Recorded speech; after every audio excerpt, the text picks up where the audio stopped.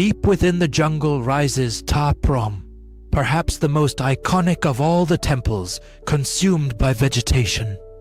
A place where stone and trees embrace like old friends or like rivals unable to part ways. It fused with the jungle. Today, walking through its passageways feels like stepping into the interior of an ancient dream.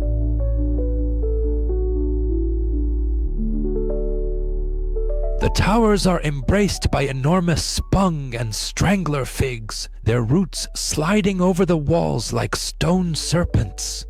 The trunks twist over roofs and windows, forming natural arches that let in bursts of golden light.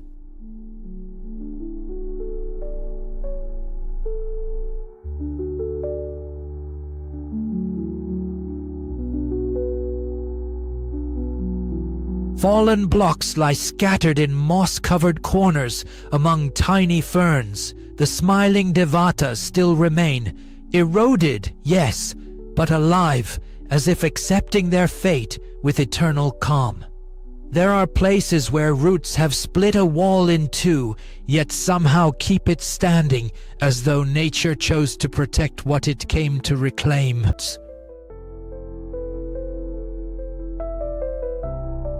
Archaeologists decided to leave Ta Prohm exactly as it was found in the 19th century by French explorers.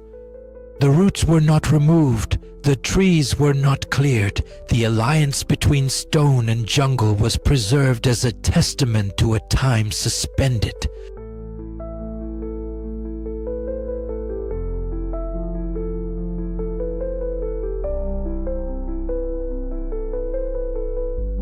That decision makes Ta Prohm an experience unlike any other temple in Angkor.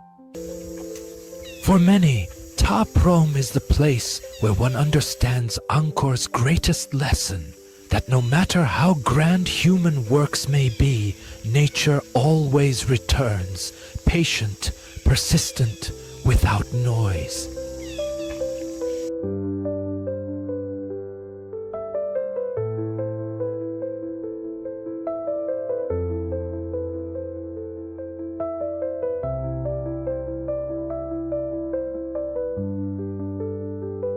And sometimes that return does not destroy, but creates beauty.